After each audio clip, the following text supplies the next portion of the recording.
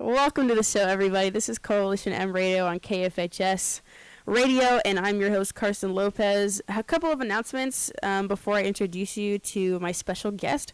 Friday, April 20th at 7 p.m., KFHS Radio presents Denver singer/songwriter Ian Mahan live from the Cody Commons at FHSU. Admission is free and will include giveaways and a drawing for an album signed by Ian himself. So come on down to support KFHS and enjoy the live acoustic music. Again, it's Ian Mahan live at the Cody Commons Friday, April 20th, 7:30, KFHS Radio. And then the Advanced Production Student Organization presents the Big Creek Media Festival, so you can enter your work and take a walk on the red carpet. That sounds fancy. Paparazzi, lights, cameras, and celebrity action. This year, the Advanced Production Student Organization is hosting its first ever media festival and awards show to showcase the creativity and talent of FHSU students to the public and the university community and to celebrate our work. So the festival will take place at Malloy Hall, Saturday, April 14th from 7 p.m. to 9 p.m.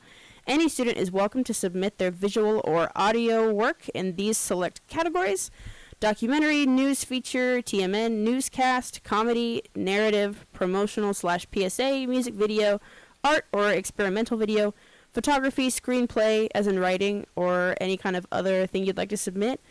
The Big Creek Media Festival is presented by the Advanced Production Student Organization, once again, on April 14th, 7 to 9 at Malloy Hall.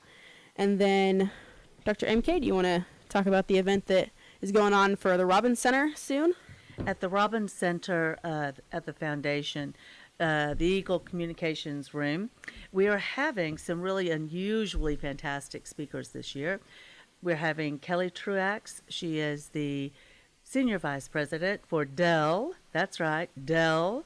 And she's going to be here talking about how you get a job, what they're looking for in employees, and then also on that same day, Wednesday evening at 6, we're also having SpaceX. We're having one of the top rocket engineers. He was responsible for putting up the one that just went up, the Dragon rocket. Mm-hmm. Is that right? I think that was the name of it. Anyway, so he's going to be talking about SpaceX. Then we also have a guy from Shell, and Bruce is going to be talking about, I'm not real sure what Bruce is going to talk about. I guess we'll find out. I guess so, but something about Shell. Okay. And then we're also going to have a local fellow there with Waffle Crete and Global 3 Arts, I believe it's called. And he's going to be telling us about how he has developed his nonprofit business building homes in underdeveloped countries. So he should be very fascinating, I think. Cool. Anyway, that's all Wednesday night. And then on Thursday, we are having a Women in Leadership with a global edge to it. And again, that's going to be more detailed, more intimate, helping women equalize the playing field out there in the job market today. So I think that's going to be really fascinating as well. So we have a big lineup. We have a lot to do. And that's Wednesday and Thursday of this week. All right. That sounds amazing. And I hope to see you guys there. So now, let me go ahead and introduce you to Dr. Candace Mahaffey-Colgan. Do you want to tell our listeners a little bit about yourself? Well, let me see. That's a big subject for a short interview, but I've been here on and off with Fort Hays since about 2002, but mostly in their China program. I came here 2015. I've got my doctorate, which really doesn't help me do much except teach and understand what I've done in business for the last 30-something years. Now, for the first time, I've been able to put names to it and talk about theories and things that have made my life, I guess, more complete in the aftermath, because I'm no longer actively in business like I was before. I just have 2 little companies now. Okay. Wow. So how many total have you owned? A total of businesses? 5, maybe 6. I've shared in ownership in a few, so 5 or 6 successful companies that were all mine. Yeah. That's very cool. I remember that was one of the first things you told us on the first day of class. And it just made me so excited because I was like, oh my gosh, I am ready to learn from this woman for sure. So thank you for joining me tonight. You're It was welcome. very nice of you to come on down here to the studio and talk to me a little bit about, well, I guess what we'll be talking about. So, I I don't know which I want to start with. I don't know if I want to start with millennials or if I want to start with Trump. Um, Either one are so- dangerous territory yes. for you, but go right ahead. So I guess I'll do an eeny meeny in my head. All right. So we're gonna go with millennials.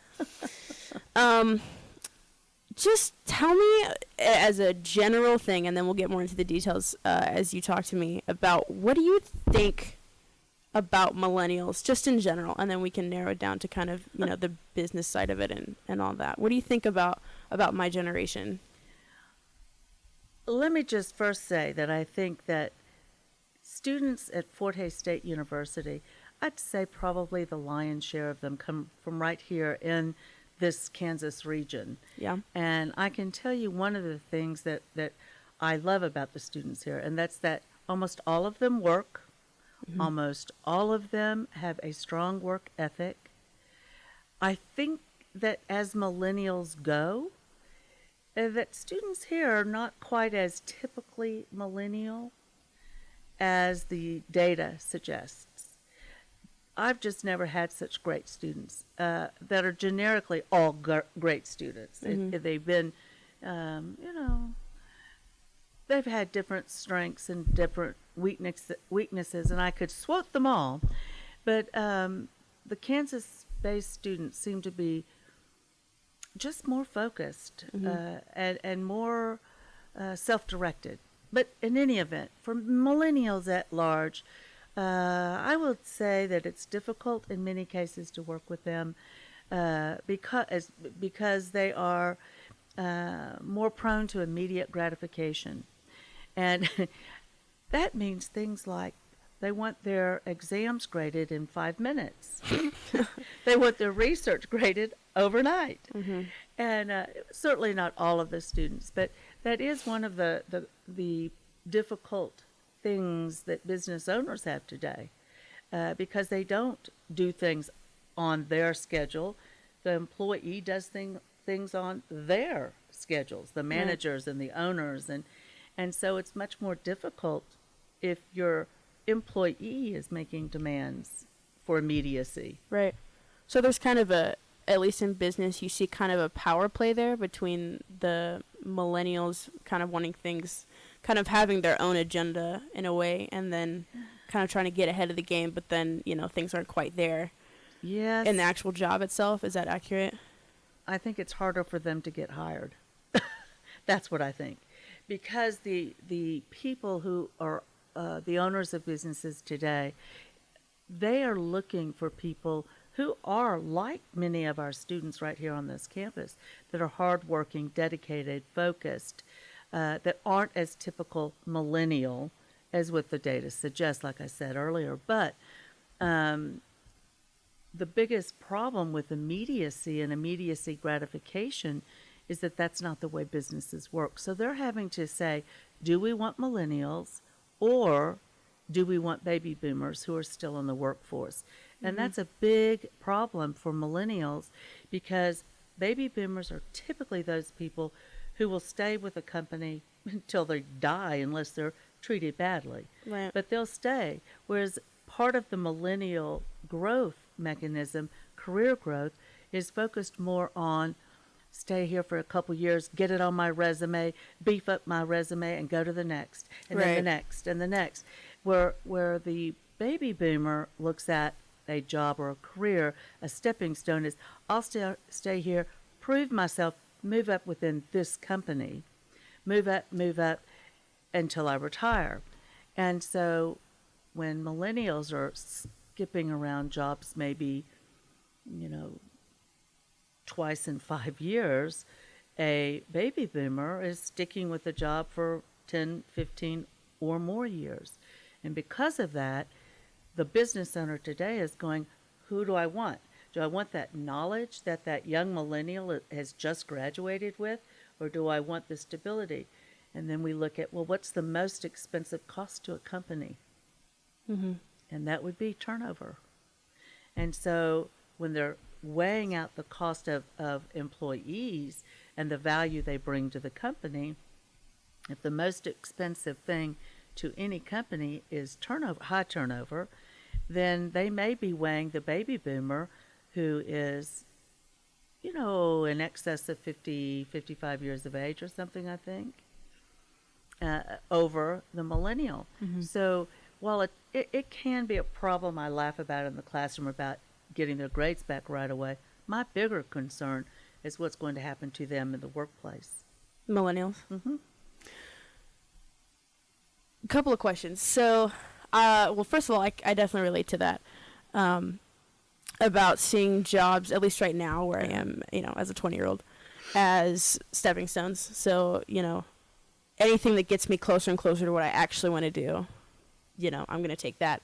So since millennials are the ones who are coming into the workplace and then baby boomers are the ones who are leaving, going in retirement, what are business owners talking about in terms of how to solve that problem of turnover with millennials? Is it like, are they like, well, maybe they'll grow out of it? Is it, well, maybe we need to make ourselves more interesting to them? Maybe we need to have these different things available for them to keep them here? Or maybe we just need to have really high standards and not let anybody in until we're sure? Like, what are they talking about? Well, I think what they're thinking in terms of is because, as you said, the baby boomers are leaving. Now they're staying in business longer than they ever have before. Used to retire 62, 65, and now really retirement is much higher. So I don't know, but I do know that business owners are concerned, and basically they know that they're going to have to do something. One of the things that we always talk about, or I do anyway in class, is about happy employees. If your employees are happy, they're not as likely to go somewhere else. Yeah. And so a lot of what we're seeing today in the trends that companies are projecting and policy changes, procedural changes, they have to do more now than ever before with making the employee happy. And that then is going to translate readily to all millennials and Gen Zers as well, because they want to be happy. That's part of that immediate gratification. So while we can't always give that immediacy that they want and need, or want, I'm not sure they need it, but they want it. And maybe they wanted it for so long, now they need it. I'm not sure. That's for a psychologist to handle. But, but for me, what I'm seeing is that they're focusing more on making the employee happy. And the happier the employee is, the less likely they are to leave. Okay.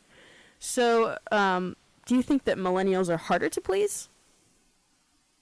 Or are we just impatient? No? Okay. I don't think so. I would not say that at all. I would say that millennials have a higher standard of expectations, which I think is very good. And I think that that's welcomed in the workplace. They do expect, that psychological contract that we talk about in business where, you agree to do something, come to work for me, under the expectations, unspoken perhaps, that you want me to be able to provide X, Y, Z to you. And I have, as the owner, I have the expectations of what you will provide to me.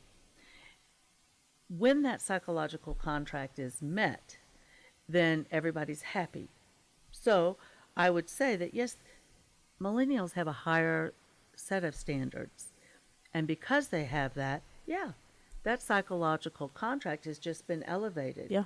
But that also means when you think about companies like Google, Amazon, super forward thinking, like our university in many ways, you see that at least I see, that the expectation, the bar can be higher because the young millennials are coming into the workplace with more knowledge, more skills. So naturally their expectations are going to be higher. And naturally then the business owner, especially a fast-paced company like Google or Amazon, they're going to have higher expectations too. So it just keeps rising. And if your expectations are met, you're going to, again, be happy. Right. It sounds like a good thing to me. I mean, it sounds like... It is. It sounds like there is kind of a a give and take where millennials are bringing their kind of impatient baggage maybe to a job, but the millennial and the business or the company are kind of pushing each other to be better and to expect more of each other. So it sounds like a good thing. It is. I would agree with that. Do you think that we ask for reasonable things, reasonable like standards, or are we being asked to what are we asking for? I mean, you know, I go into a job and of course I'm thinking about I'm looking at all my exits, you know, I'm looking for I'm looking for something to not be right so that I don't know, I can walk away. I guess that might just be a me thing, but what in general do you see us kind of looking for when we go into these things, whether it's while we're here or when we are done with our degree? Are we asking for a reasonable, you know, treatment, or let me see if I'm on the right track. I may be going on a different wavelength than what you're really getting at, so stop me if I am. The way I see it, when young people are in school, like yourself, y'all are working, trying to balance life, your families, boyfriends, girlfriends, friendships, in addition to school and work. And that's called a work-life balance. And I think that is a different mindset than when you get out there looking for that career-building job that you're going to stay or go or whatever. And so I think now it's more of the mindset for college kids that are working that it's just get a job, any job. I got to pay my bills. Yeah. And it's not about a career or boost, or it's just, will it pay my dadgum bills, period.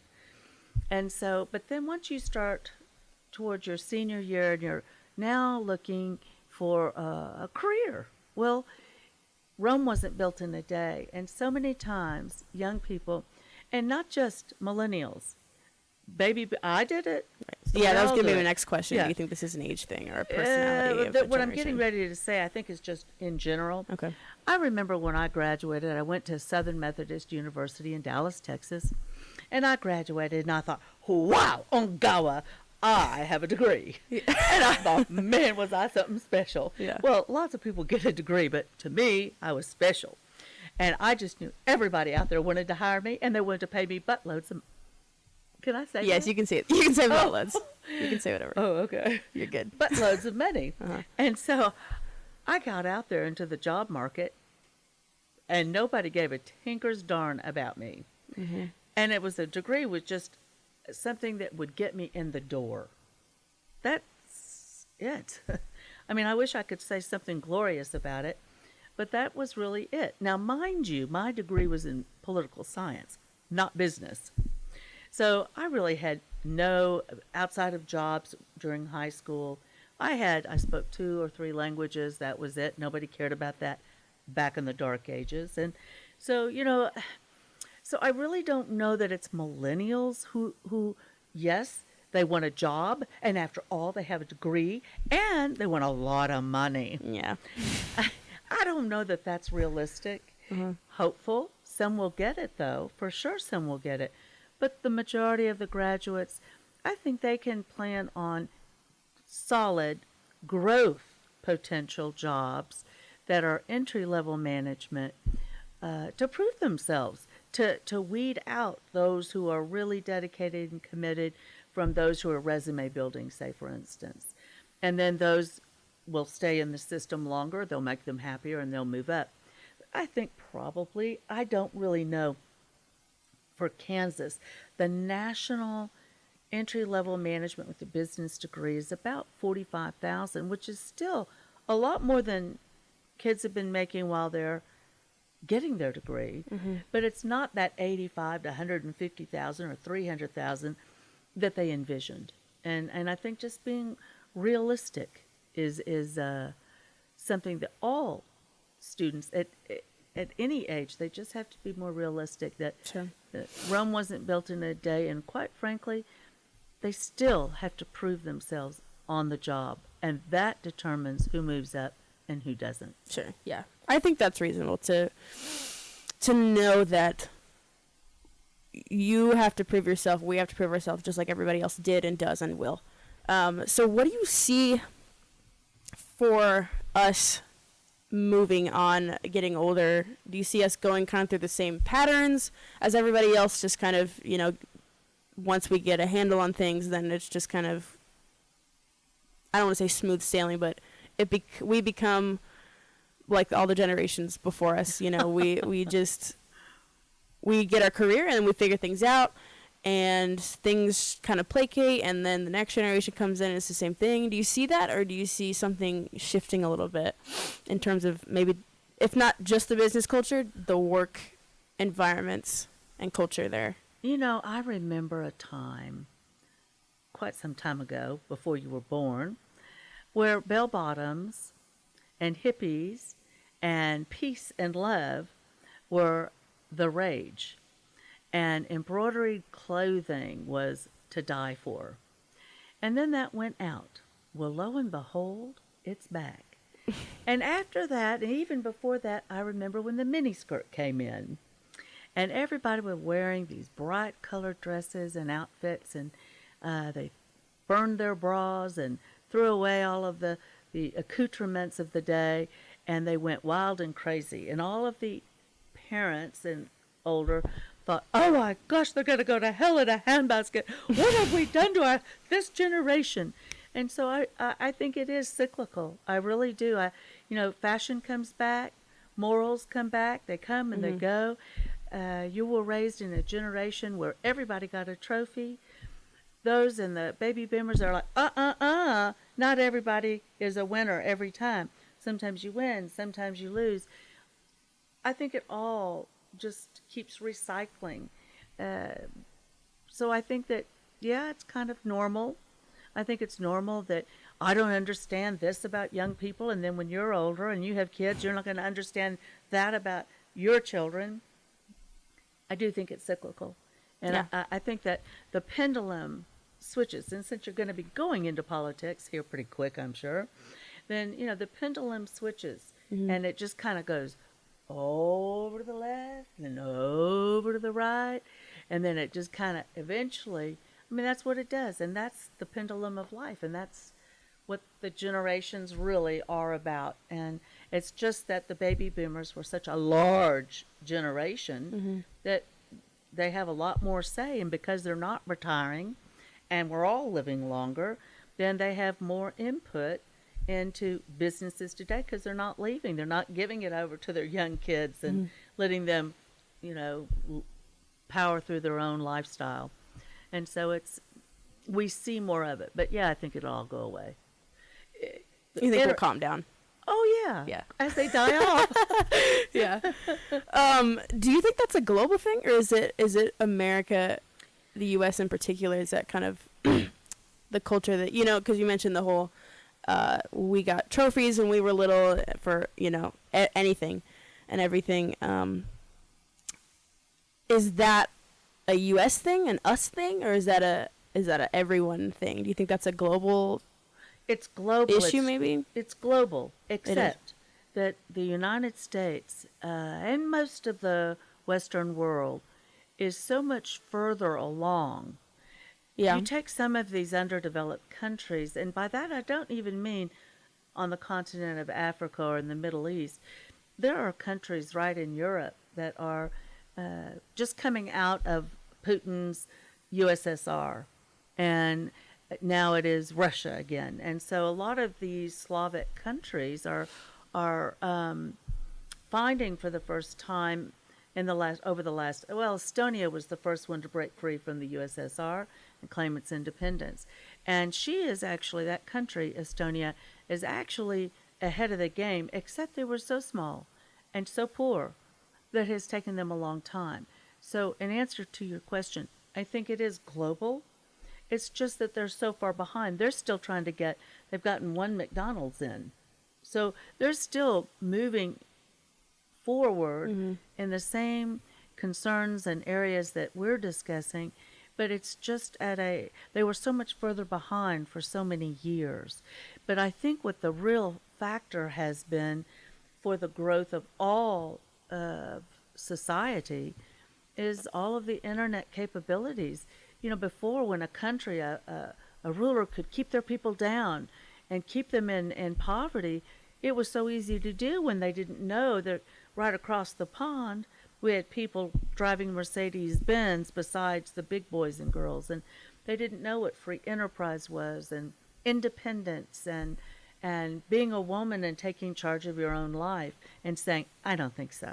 Mm-hmm. Those are not things that they know, and yet now they have the internet. So now they see it with different lenses, or maybe with no lenses, and they want what the rest of the world's having. So they're moving up right with us. It's just they're still maybe anywhere from 20 to 50 years behind us, but they're getting there. Yeah. So that's interesting. That now we're talking about where the source of this privilege is from. And, you know, I'm taking a global challenges class right now, and so we go over things like technology and information and education and conflict and government and all these things. And so I think that's a great point that, you know, Exposure. It's exposure and the privilege to want better for ourselves and to even expect better. To know that you can have better and more. And it's empowering. Yeah, I think that says something great about the U.S. in particular, that we feel free enough to at least reach for it and to not just reach for it, but to put ourselves there to grab it, you know. And so I think that's a good point. I think you're absolutely right that it's because we are so privileged to live in a place where these things are granted, and the things that aren't granted right now we're working on. Or you can do it on your own. It doesn't matter. You don't have to have someone else give you the power. Sure. You are already empowered because you're here. Right. And you have the same options and opportunities that anyone else does. Yeah. And I want to clarify just for listeners, when I say granted, I don't mean people give you the gold, you know, upon you being born. That's another thing entirely that we can get into, I guess. But do you think that millennials have, so we've talked about how they're a little impatient, which may be an understatement, I don't know. Do you think we also have a problem with rejection? Oh, sure. Yeah? Yeah, but I think we all do. Yeah. I have never met anyone who went, hooray. They said no. Yeah, they said no to me. So jump for joy, you know. I think we all hate rejection. And rejection is difficult, whether it be in a relationship or a business situation, hiring, not getting hired, firing. All of these things, rejection is never an easy thing to grapple with. However, I will say that it may be, now I'm not sure about this, but if all of the data is right, then students who don't do well, maybe they don't earn the grade they thought they should have earned, whether they know in their heart of hearts that they earned that grade or not, or didn't earn that grade, they'll still fight for it. Is that about rejection? I'm not sure. But I will say that the relationships that I know of that end in boy-girl relationships or whatever, that rejection doesn't seem to hurt less or more. It seems like relationship rejection, personal relationship rejection, is just as powerful and intruding into a person's life and heartbreaking at any age. I don't see that as a millennial problem. I don't. I think it's just none of us like to be rejected. Sure. Now, professionally,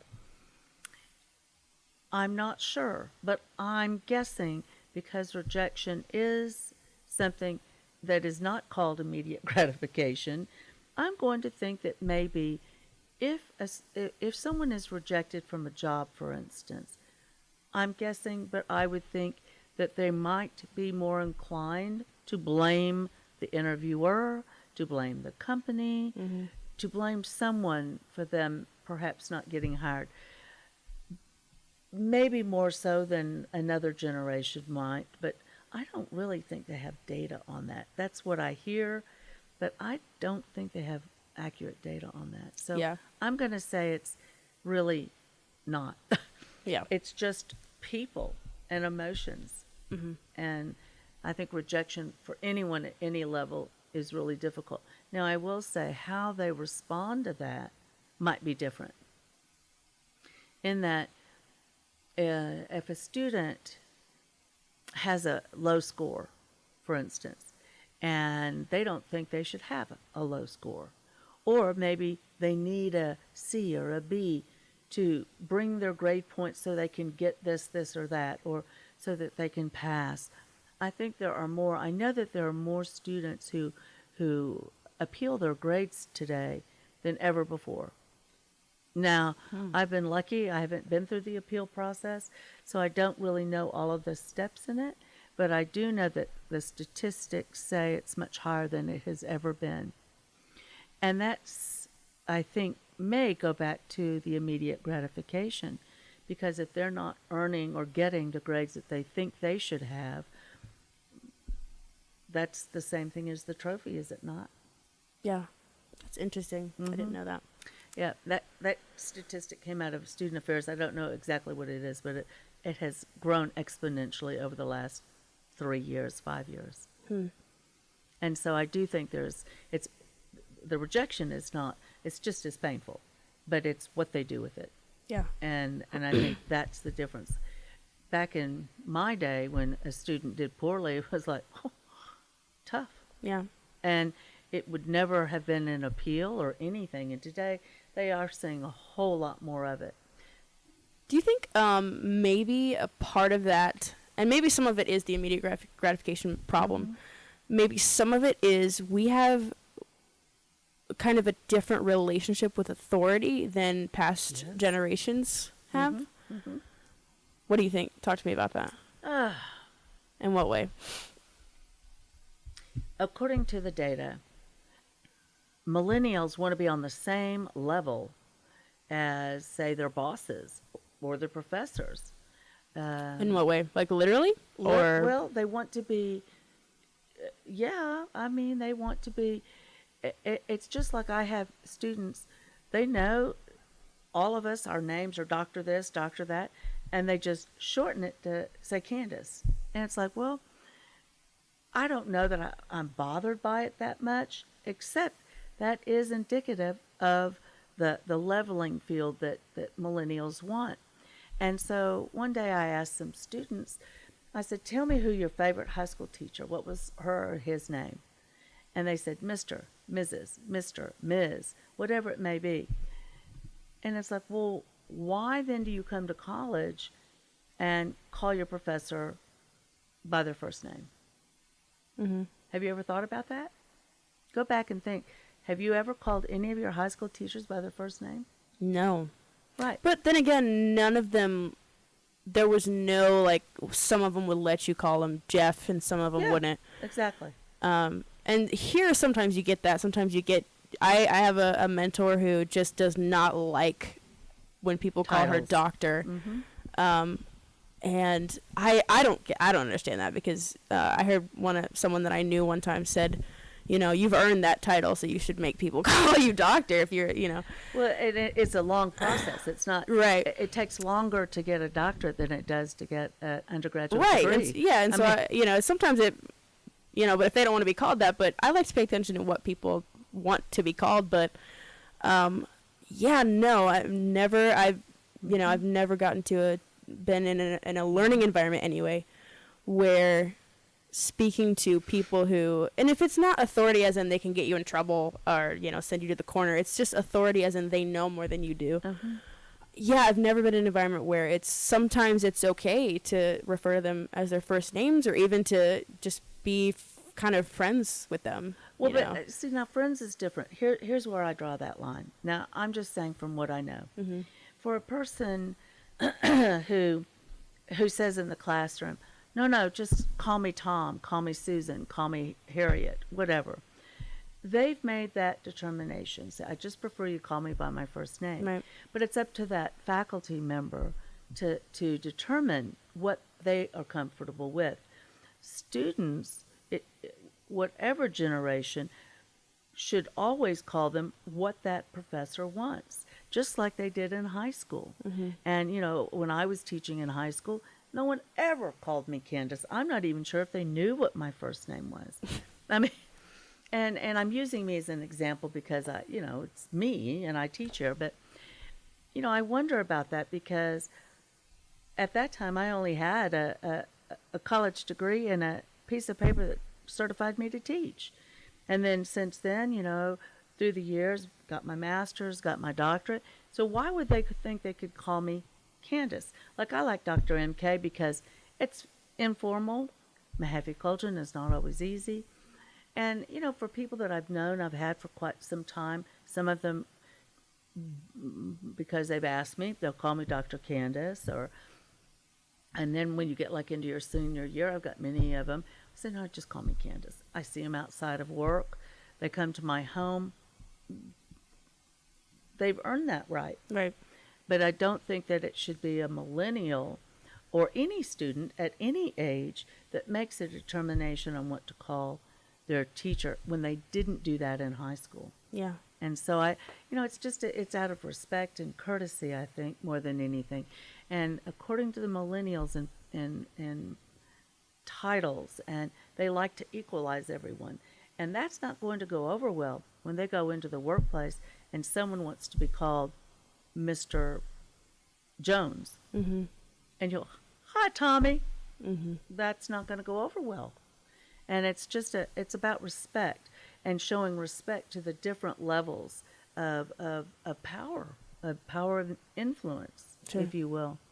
And that's just about let them tell you what they want to be called.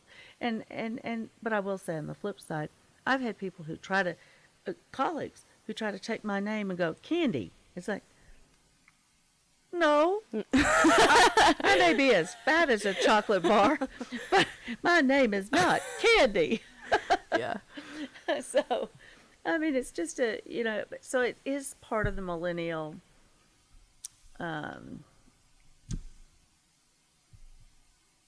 characteristics that may not bode well for them in the workplace, because it's just like in the military. If they're a sergeant, I don't care whether you like them or not. You're going to call that person sergeant. Right. If they become a personal friend and they say, hey, call me Susan, okay. But usually in front of other people, they'll still refer to them as sergeant. Yeah. And I think that's, the military, we don't have mandatory military. And sometimes I wonder if that would be a good thing, because I think so many families today are not enforcing respect in their homes with their children. And it's a problem. Mm-hmm. Maybe because where I see how we kind of deal with authority differently, and how even I feel differently about authority than my grandma does, or my grandfather does, or even my mother.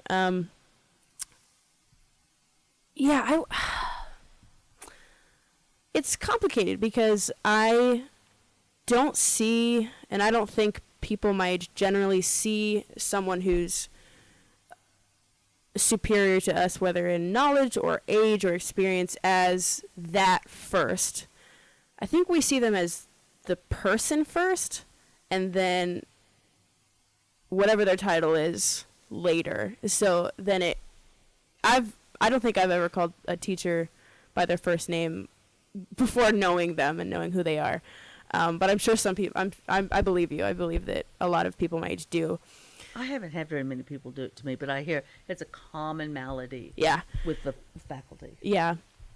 But I do see, maybe that's where kind of part of where that comes from, is that I'm you are my business society and ethics professor, and you are Dr. Candace Mahaffey Colgan.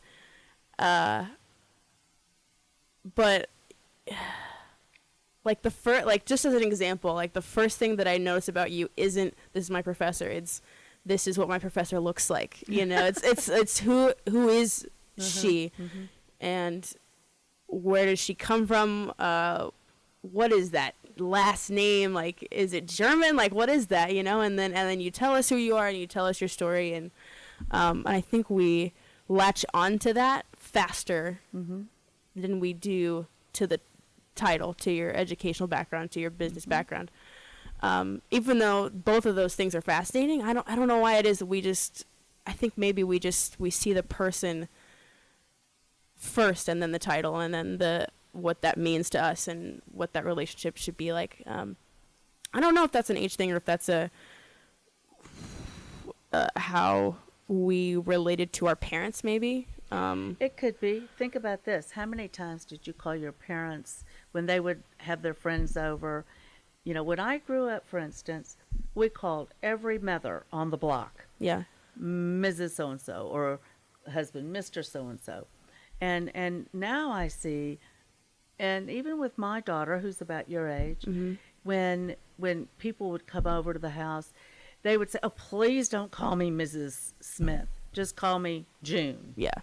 And they didn't like the formality. So, you know, it may be that the older generation had a lot to do with the younger generation, and going to a first name basis. Mm-hmm. But for the baby boomers, they all were raised Mr. and Mrs. Doctor.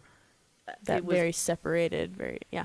It was always, the title was their status, Mr., Ms., Mm-hmm. Mrs., Doctor, you know, and then the last name. So I think that may have a lot to do with it. I don't know. So Yeah. we may have created it, is what you're saying, and it may be.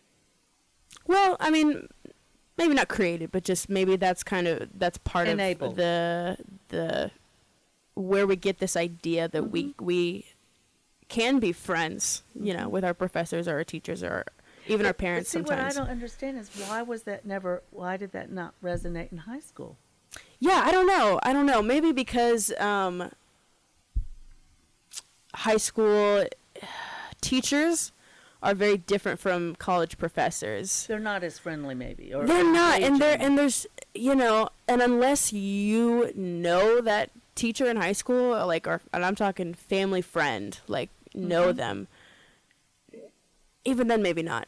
It was just never, there was not one slip that I remember anyway from high school where I never did anybody either. was allowed to, Yeah. and then it's like, You'd when go you to get the to college, principal's office, wouldn't you? yeah, and it's like when you get to college, it's like the floodgates open when one person says, yeah, sure, call me Brittany, you And know. then they all want to. And then they're like, "Oh, this is so cool! I get to be friends with professors instead of having this big wall between us where I feel like I can't relate to them and I'm not going to learn anything because I hate them, you know." And so maybe it's just, I don't know. Maybe a part of it too is wanting to have a relationship with people now instead of, you know, using the people as step stools instead of the job. One last thing on authority, and then we can move on. I do think because of this new dynamic between millennials and people who are superior to us in whatever way,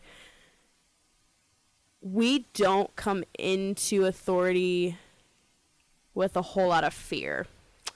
Like, so I think that More challenging, you yeah, think? I think, and this could be seen as a problem or as a strength. I don't think we're scared of anybody, and I do think that's a bad thing in some cases. Of course, you know, the extremes, you know, when you don't want to mouth off to somebody, but just in general, you know, fear and respect kind of go hand in hand sometimes, and so I think that maybe we're just not really. We don't understand that sometimes you need to be a little scared of the person who's talking to you about what they know. Maybe. Not necessarily scared as in they're going to hurt me, but just scared as in, like, wow, I am not on their level, you know, intellectually or whatever it Maybe it's is. about respect, a lack Yeah. of respect. I think it still goes back to that because, but I will say, in the authority, I have not had, I don't think I've had students just be ugly at all. I mean, bad day, they pop off with something because they've had a bad day, you know, life happens. But as far as, I don't know that I've seen that many students, or really even heard about that many students that were disrespectful. And that's where I think they might be challenging authority. Maybe they're doing it more and I don't know it. I will say you do see that more in high school Really? than you do in college. Oh, yeah. Okay. So there's more fear, but they want to be friendlier. in high high so in high school it's more like, well, there's like this resentment, right? Because you can't get to know your high school teacher, you know, and so maybe it's you can't get to know them because they've already created this barrier between the two of you. And so when you get the grade that you don't think you deserve, or you're being treated like you don't unfairly according to you, there's this like, well, I can't fight it and I really want to, but I feel like I can't, and so I'm mad about that. And so maybe that's where the students blow up on teachers. It happens all the time, honestly. It does? In high school or here too? Oh, no, not here. Not here. In high school? Oh. In high school, yeah. I didn't know that. A lot in middle school, but I think that's maybe just, I don't know. A lot of it could be the hormones too. I was gonna say like a lot of the problems are hormonal, but some of it too. Yeah, I think that maybe because we didn't grow up with our parents' moms wanting to call them Mrs. or Mr. We were looking for that connection with other adults, and when they don't, it's like, well, but what if I have a problem? How am I going to talk to you about it? And it's worse when those teachers in high school put up that barrier, which I'm not saying is an unnecessary barrier. I'm just saying it's a barrier.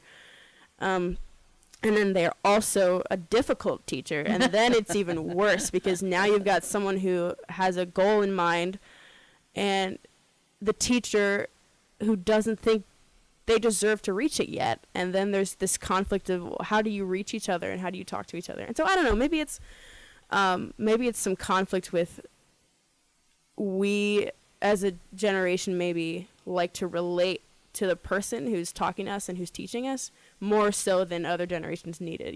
Maybe generations before us didn't really need that connection because they were like, just tell me what I need to know and I'm going to leave and I'm going to get out. You don't think so? No, I don't.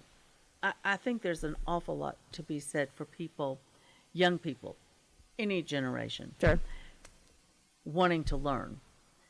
I think it's for any generation that there are those students who do want to learn.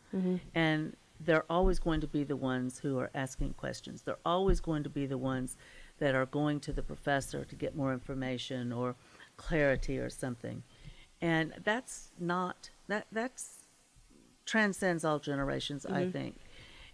I think the difficulty comes in, at least with the titles and whatnot, perhaps, that maybe they do need to have that. Maybe that's a barrier, as you said. I'm not sure.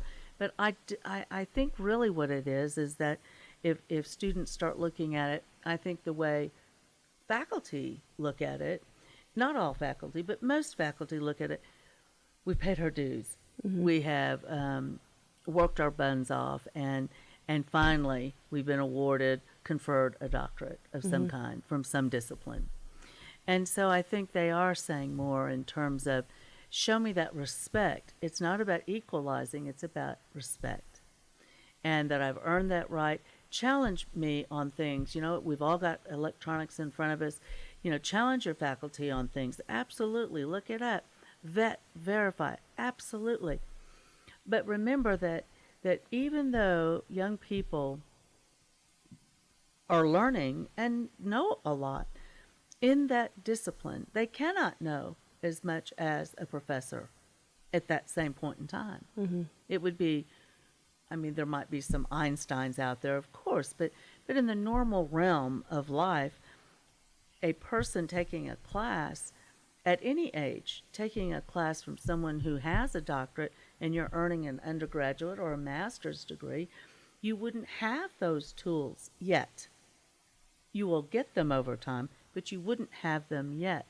Now, I don't know about all of our business faculty, but I know a good many of us, we've already been out there in the workplace. We've already maybe worked for other people, owned our own businesses, so we have not just the business acumen that we have from the workplace that we can bring into the classroom, but we also have the additional academic background.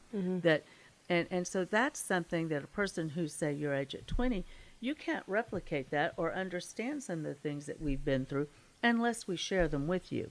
It's not that they're above you. It's that until you've been in there and been there and done that, you don't have those experiences yet. You see what I'm saying? Yeah. And that's something that time gives you. It's something your parents have more knowledge about the workforce because they've been in it, most of them, for by now maybe 20 years or more. Mm-hmm. And so they're just experiences that people 20 years older than you are going to have that you simply don't have yet. Right. And then, so I think that if young people looked at it like, you know what, I like that professor. I like that. I mean, I don't think anybody would go to their medical doctor and call them, "Hi, Susan." Right. Yeah. And yet they have fewer years in academia than we do. Did you know that? No. Yeah, they do. And they don't write a dissertation. Then college professors? Yes. Wow. And they don't write a dissertation, and they don't do research and stay relevant and current. They go to meetings to listen to new procedures and new drugs from the pharmaceuticals that come by, but they don't have to go back and do all of that. No. And so, you know, but young people will never call their doctor by their first name, their medical doctors, but they don't think it twice about some of them. Most of the students don't do that. But, you know, and I haven't really had very much of a problem with it. But I do know that it is a big concern.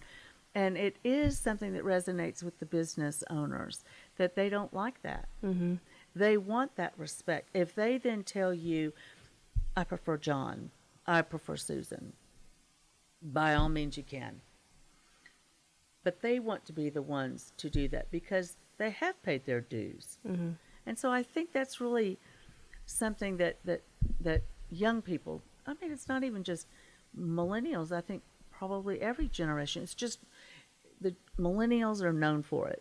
And I think that's what brings the attention to it. That they're not, they look at, the older generations look at that and say, well, that's not showing respect. Mm-hmm. Because that's the way they were raised. Right.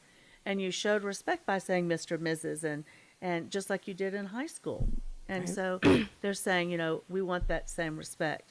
And I don't think that's not saying I bow to you or to him or to her. Right. It just simply means one day I'm going to be a boss. Whether I care about that title or not is irrelevant. That manager does. That owner does. That professor does. That one doesn't. Showing the respect to that position, I think, is important for all generations. And then let them be the guide of what they do and don't like. Just like I don't like it when people shorten my name. Mm-hmm. And people don't like that. Sometimes they don't mind at all, but sometimes they do. And I think that's really what it's about. Showing respect to that person, to call them what they want you to call them, not what you think you should call them. Mm-hmm. Not you, Carson, but just Yeah, I know as what you mean. it's like, not you. Yeah. Yeah. So that's kind of how I feel about it. And I think that segues in and out of what the data shows for millennials. And I think it's an easy thing to fix. Just show the respect. Yeah, it's not hard. And then Yeah. you want them to, if you want, like I ask every day in the very first week of class, everyone, what do you want me to call you? Why? Because I respect my students. Mm-hmm. And I want to call them what they want me to call them. Not what I think I should call them, not what just because it's written in there, Yeah. comes from admin. I want to call them what they want to be called. And I haven't yet, but if a student said, "Hey, can you call me Miss Susie Q?" Sure. I don't mind at all. Mm-hmm. I mean, I just want to, that shows mutual respect, I think. Yeah, absolutely. So here's where it gets fun. Okay. Oh wow. This brings up, I'm just trying to figure out one question Okay. because there's so many now. I totally agree, by the way. I don't think it's a hard thing to ask somebody to just call them by what they want to be called. Mhm. Where I think it's funny, or should I say ironic, is where the politics come in. So the one particular example I can think of is with trans people, so transgender people. Mm-hmm. It's flopped. So millennials are more for fighting for trans women, trans men to be called by their chosen identity. preferred gender, yeah. And then the older generations don't want to do that. And we don't have to talk about that right now, but I just think that that's an interesting segue into, how then we start kind of dividing a little bit and the tables start being turned when we start talking about things that are more personal. Not that titles aren't personal. And I'm also not saying that students, the teachers have to be best friends with their students in order to teach them. Surely not. I do agree that there can definitely be this balance between I know you and I'm comfortable with you, but you still know more than me, and I still need to listen before I move on to other things. So, as a kind of precursor, just take me back to when, and I'm sorry if this is a little triggering, but take me back to the campaign. What were people around you saying? What were your friends and family saying about us, about millennials, during the campaign? So during the election campaign, Hillary and Bernie and Donald and all that. I just called them all by their first names. You noticed that? Well, it's just you and me and whoever's listening. It's funny. I usually don't call President Trump by Donald. I don't. This is honestly one of the only times I've ever done that. But I thought it would be fair. Your mind's on it. Because I thought it would be fair. And when you don't like someone, you don't call them by their first name. I think it's just weird. So I don't know. Maybe that's why. But okay. So what was going on? I mean, what were you thinking? What were people around you talking about and telling you? And what kind of conversations were you having about, maybe not us, not millennials in particular, because I don't want to pit us against each other, but just what were you seeing from your point of view? Extremism. Yeah? Yeah. I will like say from people or from social media? Thoughts, all of it. Okay. I will say that during the election campaign, what I saw, what I heard, really didn't have anything to do with millennials per se. Okay. Even in the classrooms, the kids weren't talking about, well, they said that I'm a millennial. I mean, none of that was really and truly what I heard over and over and over was extremists and their opinion, whether it was all the way to the left or all the way to the right. Mm-hmm. Oh, let me do that again. All the way to the right, all the way to the left. You had to be here to hear that one, people. But anyway, and it was extremist thoughts and all of that. Yes, social media and it was, I think it was by the right wing, probably by President Trump. Fake news came out. I think that came out after he was elected, though. I'm not. Do you remember? I don't honestly. So it was coined. Yeah. So it was definitely coined. I want to say during. I want to say during. Yeah. I want to say during the campaign. During the campaign. Yeah, because a lot. That was when WikiLeaks was being incorporated into society, and people were just trying to get dirt on each other, and so it was hard to know what was true. It was a nasty campaign. Yeah, absolutely. Nasty, and it's still nasty out there. Oh yeah, it definitely is. I have to say I'm glad we're not there anymore. I'm not sure if this is any better in terms of, ugliness, but it's less, I don't know. I'm less stressed. It's less overwhelming. Yeah. At least. You don't hear it as much. Sure. But I will say that I still hear it from the left. I still hear it from the right. And it just absolutely, I don't know that it sends me into a rage, but it certainly depresses me because it's so volatile. It's as if the election was just over for many people. And if you're on the right, then you're way out there thinking rah, rah, rouge, combat, and rubbing it in people's faces sometimes.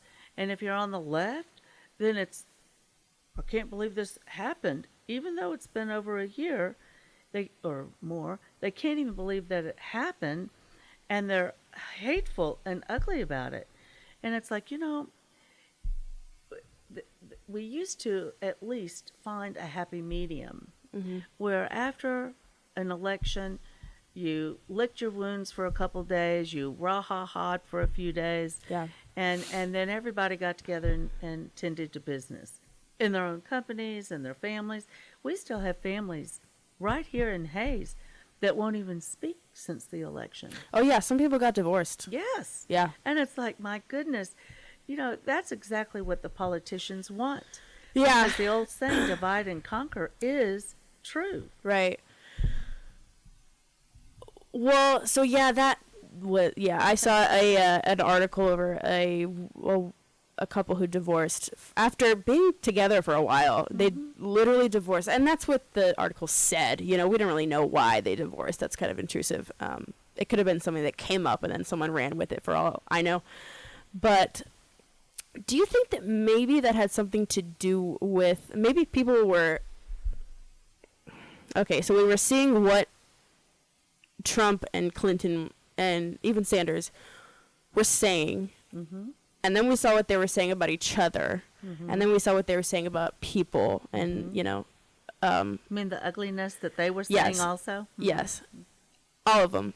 Yeah. And then, so when we looked at them and we heard all the things that they were saying about even us, sometimes, some things related to us personally, and then people we know, we kind of took what they said, and then we saw somebody who liked them, and it didn't matter who that person was to us, the person who likes them, we automatically conflated the two. So we thought that what Trump, is saying about Mexicans, if you like Trump in general, you must think that too about Mexican people. And so I think that was a large part of the problem, was that, and I'm not saying it, that wasn't always true. It's just that a lot of us were also being fed completely different stories about what people were saying in the first place. Which media Exactly. you watched. And Yeah, so when and so it was just a mess, because when we I would see Trump saying things, calling Mexicans rapists and drug dealers and these terrible people, and then somebody who is a Trump supporter who's a family member wouldn't see that, or would, but it wouldn't really be discussed. But then I would find out that this person was a Trump supporter, and then I would say, "You think that about Mexicans?" And they'd be like, "What? Like, what are you talking about?" Or I don't know, maybe they would excuse a little bit, and then it would just blow up. And so I think maybe it was because none of us were actually seeing the candidates wholly, You saw who them they through are. the eyes of bias. Right, exactly. Yes. Exactly. And so, do you think that was a large part of the problem, or is there something else? I think it was one of the nastiest campaigns. Even when not just between Hillary and Bernie, and not just between Trump and the 14 others or 13 others Yeah. in the Republic. Yeah. But they were all bitter to each other, ugly Yeah, to absolutely. each other and about each other. And I think that goes more to where we are today, because there they are, the leaders of the Democratic Party, the Socialist Party, the Republican Party, and they're acting like children in a sandbox when their parents are trying to scold them and punish them, and nobody cares because they're too busy having cocktails or something. And so the kids in the sandbox, these politicians, are just getting uglier and uglier and uglier. And I think there's something in that ugliness that says to people, well, if they can be running for president of the United States, then I guess I can do that too. Why can't I talk like that? I think I feel like that about someone, so now I can say it. And then you go out and you say it to your friends, and then they're like, yeah, I agree. Or then you start fighting, right? Yeah. But it's still condoned because these big leaders with lots and lots of money, even though they don't like you to think that, they're all filthy rich. They want you to, I think it goes back to divide and conquer. I mean, Yeah. our system was devised to prevent communism and socialism from coming into our system, the two-party system. It was all designed for a very good reason. But think about this. It's just like religion. Everybody has their own faith. And many times they have their own faith within a faith. Mm-hmm. And so because of that, they believe what they believe. Anyone who tries to challenge that, because that's a deep-seated cultural value, if they try to say that's not right, you're wrong, or you're going to go to hell, or then all of a sudden it's a big war, it's certainly a big fight. Well, we have lost our ability, I think, or not lost it. We have misplaced our ability to have rational discourse. Yeah. And to be polite and respectful, and to say that is not the way you can speak about someone or to someone. And so we've jumped into that ugly sandbox right along with those bigwigs. Mm-hmm. And I think we have to stand back and say, no, we're not going to allow that kind of behavior to continue. It doesn't mean we can change them, but we can change who we are and how we behave and how we respond. There are many times I even go for a cocktail party, and someone on the far left or someone on the far right, they're going to pop off with something that I know is completely wrong. Yes, yeah. And I know it's completely wrong. I know that that tells me, I know, like when you see me go to the left or to the right, if a person is saying something that I know is absolutely wrong, and they're saying it with defiance and ugliness, I know they watch CNN. Mm-hmm. If someone over here is saying that's absolutely wrong, it's fake news, whatever they want to call it, and I know they're wrong, I know they're watching Fox. I mean, mm-hmm. and so if a person, and I don't like that, I won't argue with them. I refuse to stoop to that level. Yeah, because everybody, just like in religion, we all have our own faith. And your faith is just as important to you as Stephanie's is to her, and mine is to me.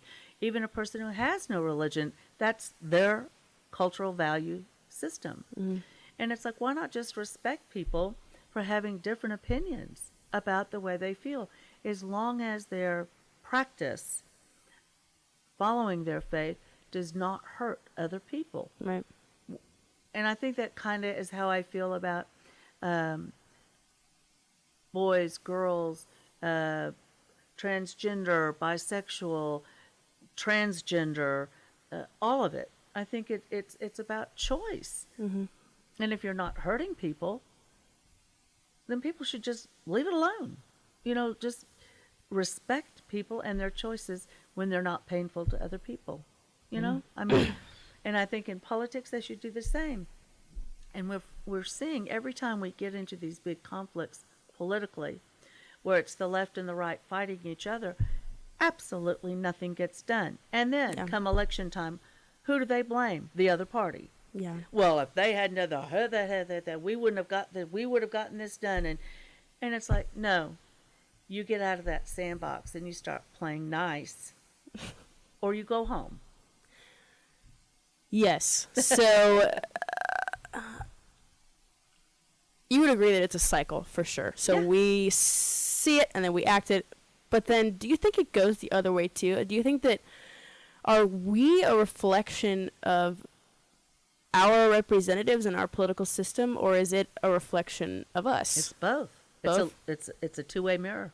Yeah. I mean, it is kind of the question, what came first, the chicken or the egg? Yeah. But I have to say, I think that we've allowed it to get to this point. Yes. And I think that when we finally start saying, I want to be represented by somebody who's not going to talk to another representative like that, whether they're on the same side or not, I think things will change. I think that it starts with us, honestly. It does. I think that it starts with us, and then I think that the reason we're finding ourselves in this mess and the reason we found ourselves in that ugly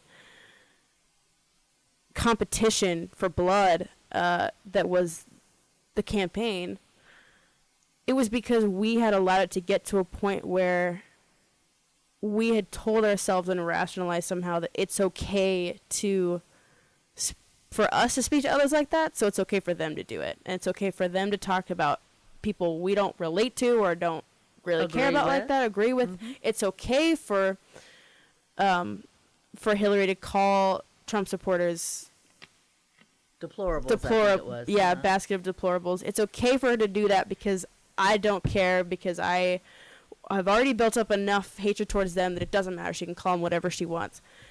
And so I think that it does start with us, at least in the way that we're the ones who put them there.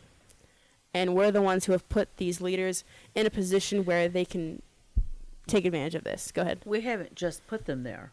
We've allowed them to be reelected and reelected. Exactly, yeah. We've empowered them, and each time they're reelected, they are empowered more. And Yeah. the more they are empowered, and they've been able to behave badly, the more badly They're rewarded. Yeah, They've and been so- rewarding them for it. That's right, and they've accomplished nothing. Mm-hmm. And I think it is time for all voting people to say enough. We have to have some dignity and respect. I mean, we don't trust people that we don't respect. Yeah. And so we need to put that back into the White House, back into our local officials and national officials, and just say, look, I think one of the things that we should do, frankly, it's bipartisan, except they won't vote for it, and that's put term limits on them. Because too much power and too Absolutely. much influence is never healthy. Mm-hmm. In anything, or a relationship, a man and a woman, any couple. And I think it's really important that we start thinking in terms that we have a higher divorce rate than almost any country in the nation. We're at 76% now. And yet, we let our politicians, we can't keep marriages together, but we let our politicians stay in office their entire lives. It is a career for Mhm. them. And like I said, each election, they become more and more empowered. And it's like, no, we can't expect them to maintain their dignity and make good choices when they are all too powerful and Yeah. have too much influence. I think term limits would help Absolutely. us go a long way in solving the problem. Yeah, I am Because all now for they're that. more Yeah. accountable to all of the voters out there. Mm-hmm. Definitely. And then when they went to Washington, they'd have to get something done. That's right. Oh my Yeah, goodness. they'd have to, or they're booted, right? That's right. I think Yeah. think that's a great solution. Now the problem is we'd have to get them on board with that to pass it in the first place, which is great, isn't that? Isn't that just I think a it's great kind of hard. catch? It's- 22. Yeah, I can't see them doing that. Just like, they get paid way too much money. They get way too many benefits and too much benefits. So I think it's going to be it's going to be in the new blood, probably millennial blood, that starts running for office and says, no, I want to change this. I want to change that. This is what my constituents want, and so this is what I will fight for. We get enough new blood in there that say, no, it's not right. Do you know that they only have to serve 1 year of one term, to be on permanent lifetime benefits for their life insurance, health insurance, retirement funds, everything, pension, everything? Wow. Can you imagine going to work, working for a year, and knowing that you're going to get full retirement benefits as if you'd worked all those years? Free health insurance for the rest of your life and your family? I don't think anyone realizes the benefits that our politicians receive just for being elected one time. I think that might be some sturdy common ground to start with between voters. Wouldn't that have been nice for students to start learning about that when they were taking their history classes, their Oh, yeah. government classes back in middle school and high school, so that now we have informed voters coming into our colleges and universities, right? Mhm. That they now know this isn't right. Look what they're doing. Now it's holding them accountable and then saying, well, who gave them all that? They did. They can't get anything done for us, but they have more than filled their own coffers. Wow. Yeah. Their coffers are quite full. and every time there were coffers, meaning I don't know about your listeners, but they're pots of gold. Yeah. And yeah, they have a really sweet deal going on. Wow. A really sweet deal, and people just, it's like, let's hold them accountable. Now, saying all of that, let me also say we have some really good politicians. Not all of the rotten apples have spoiled the rest of the barrel. Yeah. So we do have some, but term limits fair. would still, be, I think, something that we need to consider and that we need to revisit and hold them accountable for their benefit packages. Mm-hmm. It's ludicrous. I think that And would their be spending is ludicrous. I think that would be a much better incentive for the representatives themselves to, like you said, to do what their actual constituents want and believe in. But the that's a great idea. constituency has to be more informed, and they're not. Right. And they're not going to inform you. They're going to tell, oh, this is a sweet ride because blah, blah, blah. They're not going to tell you that. Mm-hmm. And so it's us doing due diligence. It's us as the voting population saying, I want to know what is the truth. I want to find out what our congressmen and our reps are getting and how long they get. What is their benefit package? Because if it's not something that we can get even at the highest levels, why should they? Mm-hmm. They work for us. We Yeah. do not work for them. But they take our tax money and they get to do a whole lot of fun things with it. They have 2 and 3 houses.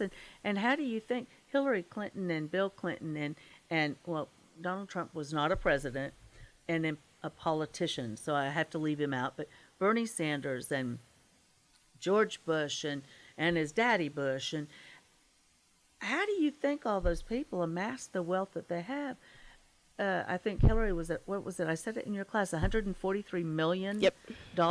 But when they entered the White House, their total gross income, was less than $200,000. So that's not that many years ago. Mm-hmm. How do people amass that kind of money? Power and influence, contacts, connections. That's how they do it.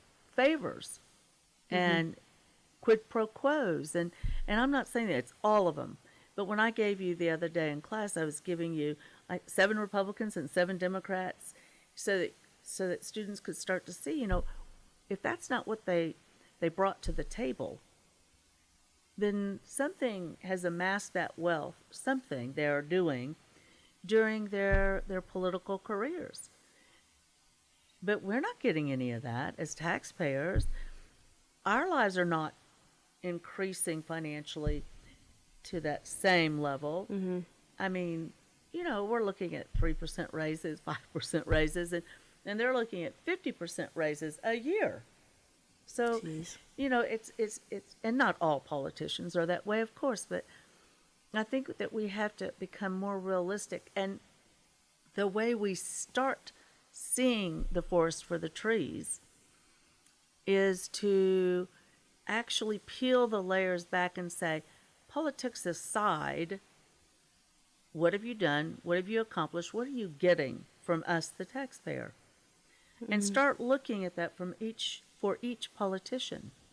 And then we can do a SWOT analysis on them. We can just put the little column, good teacher, bad teacher, what have they accomplished? What have they not accomplished? I mean, when your parents sit there and tell you they don't like this boy and they want you to tell you what's so good about him, what's so bad about him. And, we need to start doing something like that for our politicians. Mm-hmm. What are they accomplishing? Yeah. And not what party. I think that's where they want us to do that, because then you're mad at this one, so you're going to go this one. And then the biases that you were talking about earlier creep into the scenario. And it's like, let's just peel the layers of the onion back and see who is worthy of our vote. Once they have been good stewards of our dollars, right? Now let's look at things that each individual person cares about. If it's infidelity, well, if it's infidelity while they've been in the White House or they've been in Congress or the Senate, who's paying for that? Mm-hmm. You and me, right? And if you are a person of religious beliefs, adultery is wrong. It is a sin. Well, that's where it comes into play, not in the political arena, are you left or right, but does this person represent you? Have they accomplished what they're supposed to? Are they being good stewards of the dollar? And do they have the moral character that you believe is required for that job? Mm-hmm. That should be what we're looking at, not which party, which media. When we hear something, we should say, I wonder what the other guys are saying about that. Because we have two clearly opposite medias.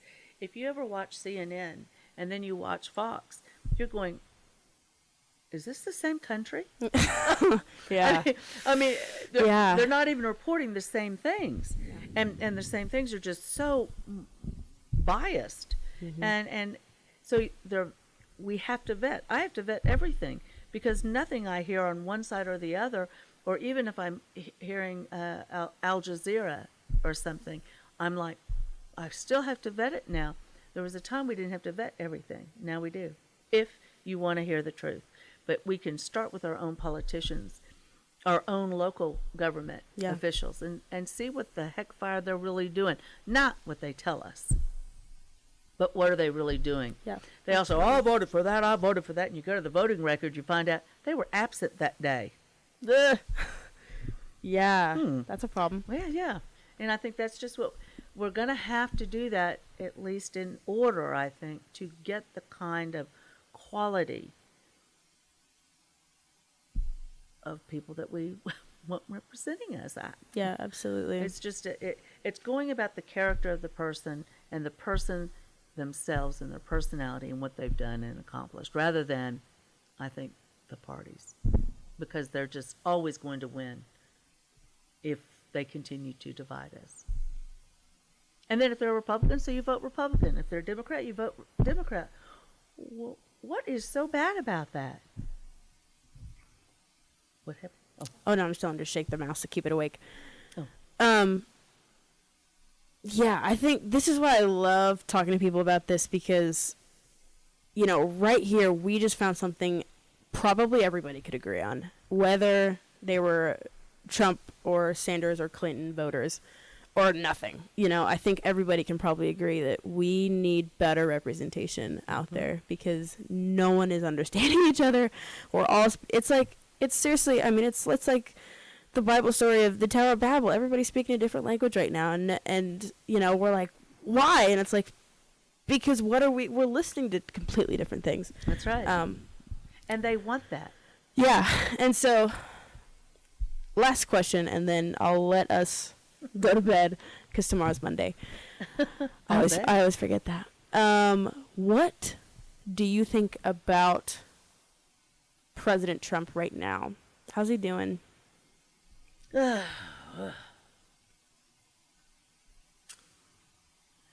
of course, he's controversial. Yep. I think he likes that. He has the personality of a toad. And that's as polite as I can be. Yeah. But I will say, he's a businessman. He's not a politician. Yeah. I'm not trying to defend him, because Lord knows I don't think there's enough time or money for people to defend him. But, I think because he is not a politician, because he's always been in a rough and tumble industry, I think he's bringing rough and tumble to the White House. And I think he's shaking it up, and he has been.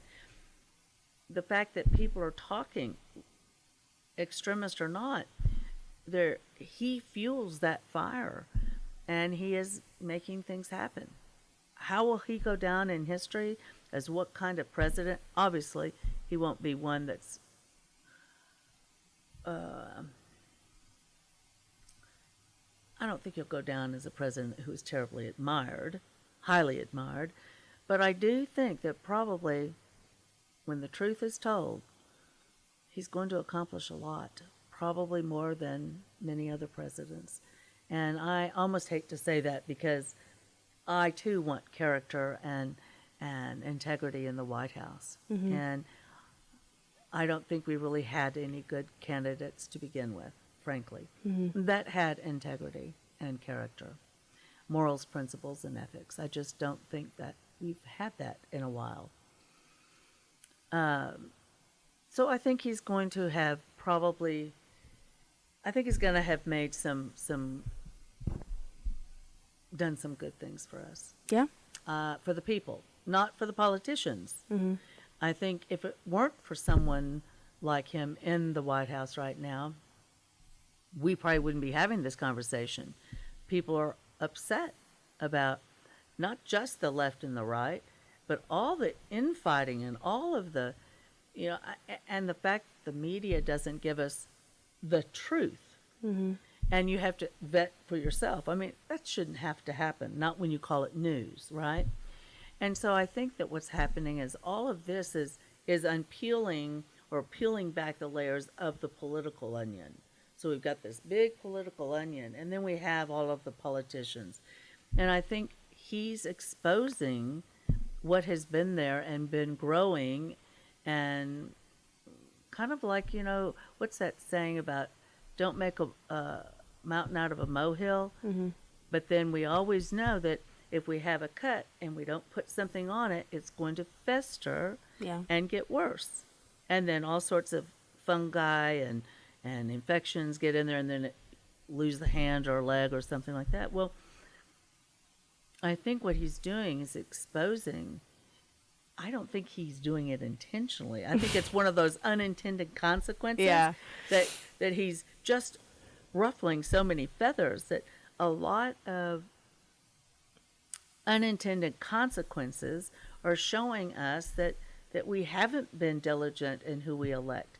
We have, and I don't mean in him. I mean all in our political system. Yeah. That we have gotten very lazy and very lackadaisical as voters, thinking, "Oh, I don't want to mess with it. I just want to see if I can get my next job. Oh, I don't want. I want to study for my homework. Oh, blah blah blah blah."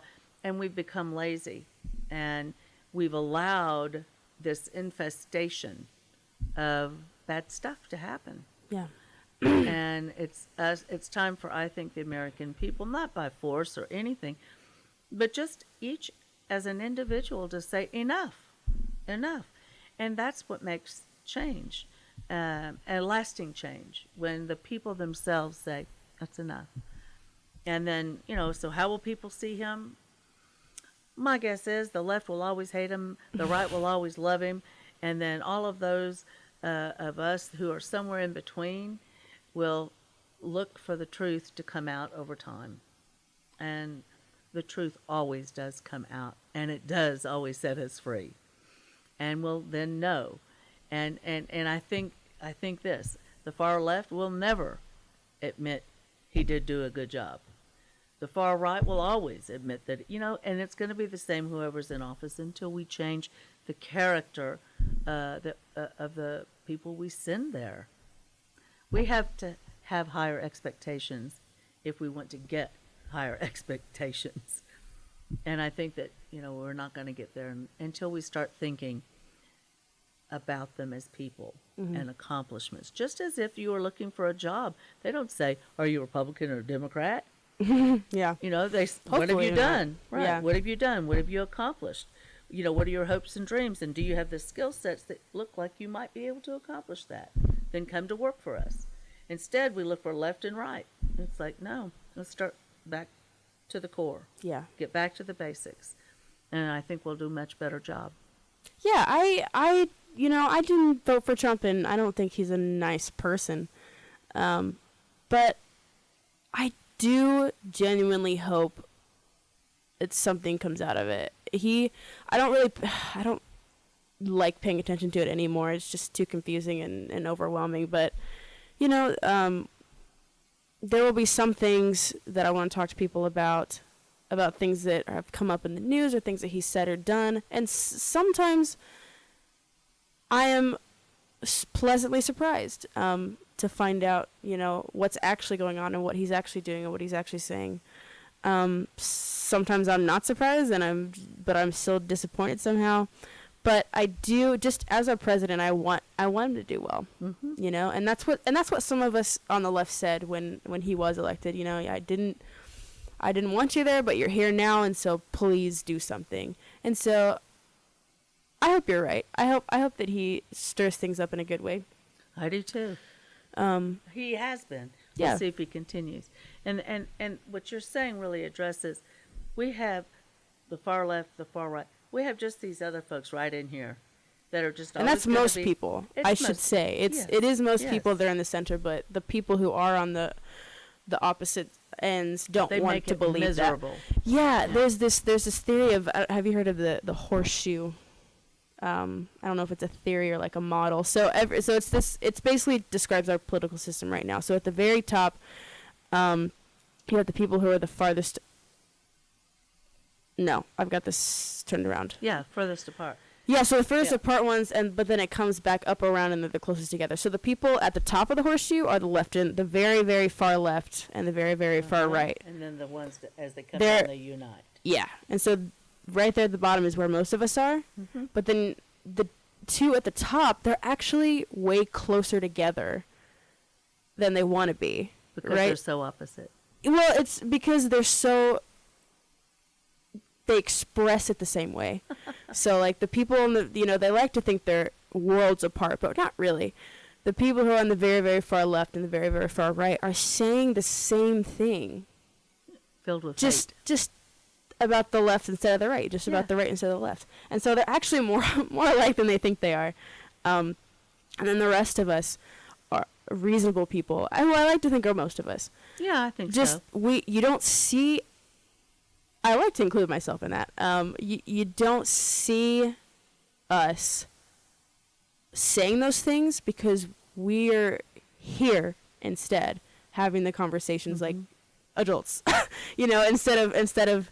Isn't that pleasant though? Yeah, it is. It really is. And I wish, and I hate that right now it seems like we are the silent majority, but you know, I hope people know that who are part of, you know, the reasonable middle. I hope that they know and that they figure out that what you see on social media and what you see in the news is not indicative of what everybody thinks. And that was also part of the big problem in the campaign was that you thought everybody thought the opposite of you or the same as you, and there was no in between. But the silent majority voted. Yeah, and so enough. Right, and so I think that it's just important to remember that you know you don't have to be on one side or the other. You know, you can sit down and disagree with somebody and still talk it out. You know, like grown-ups. Absolutely. You know. Yeah. Is there anything you'd like to add or ask or comment on before I let you go? No, but I've enjoyed myself tremendously. Good. And I'd love to come back and do it again sometime. Okay, that's great. I love hearing people say that. It was absolutely a great conversation. I'm gonna be on. I have to tell everybody, I'm so excited about this. I'm going to be on my favorite podcast show, Dogma Debate, tomorrow. I'm going to record tomorrow, and then he's going to, the host, David Smalley's going to publish it sometime Wednesday, probably, I think. So I'll definitely be posting that and sending friends links and everybody, honestly, probably links to that. So I'm going to do that. I hope you enjoyed the show tonight. I certainly did. This is Coalition M. I'm your host, Carson. This was KFHS, and I will see you guys next week. Thank you.